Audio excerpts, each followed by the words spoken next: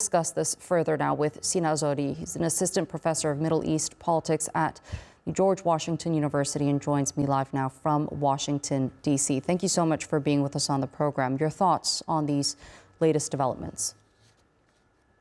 Well, first of all, this is a developing incident. There are many reports that different cities in Tehran and other parts of the country have been struck by the Israelis. We don't know whether it was a missile strike. We don't know whether they used fighter planes. I've seen reports that some of the Iranian military commanders might have been targeted by the Israelis, but they're not confirmed, though. I have seen pictures from Tehran that residential buildings have been hit by missiles. We're not sure how. I've also read reports that some nuclear sites have been attacked by the Israelis. But again, because it's a developing situation, we're not sure exactly what has happened. What we know for sure, though, is that Tehran and many other cities have been attacked. Right, and taking into consideration U.S. President Donald Trump's comments on this potential scenario, what do you make of where we're at in terms of the nuclear program, those indirect talks that were underway that Steve Witkoff was going to address over the weekend? Where does that leave this whole situation now?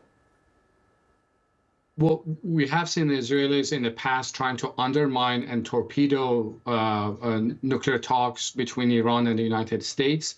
I think one of the goals of these attacks was to torpedo the sixth round of nuclear talks between Iran and the United States that is set to be held on Sunday. I think that Tehran would be compelled to respond. I do not think that they will use their proxies. I think Iran would choose to respond using its own territory. They might use their proxies, but I think a major element would be Iran launching strikes from its own territory to make it clear that is responding in self-defense. But again, as I said, I think one of the major aims of this attack was to torpedo the talks. And it really, we have to wait and see how Donald Trump and the U.S. administration will respond, given the fact that Prime Minister Netanyahu acted against the explicit wishes of President Donald Trump.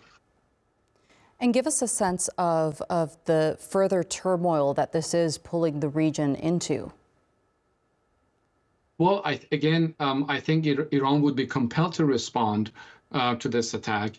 And then the question is, how will the Israelis respond to the Iranian attack? Will the United States try to stop the Israelis?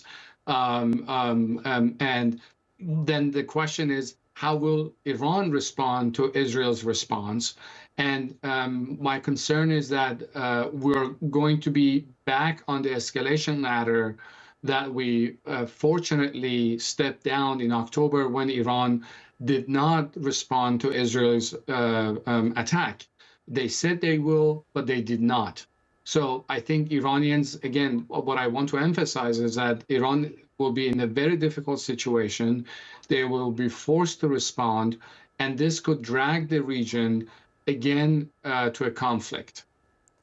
You mentioned, a potential response from Iran. They would potentially be tempted to, of course, respond to these attacks that have been taking place there in Tehran.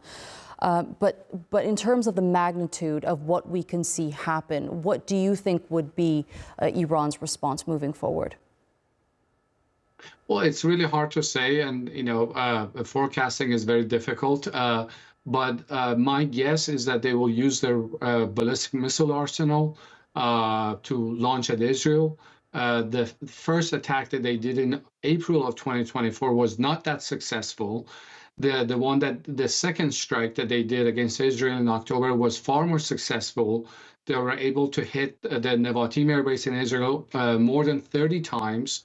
So I think Iranians have adapted their strategy and their tactics. I think if they respond, which I think they will, this time around, I think will be more successful. There could be casualties. Again, we don't know. Okay, Sina Azodi, thank you so much for joining us here on TRT World and sharing that analysis with us. I really appreciate it.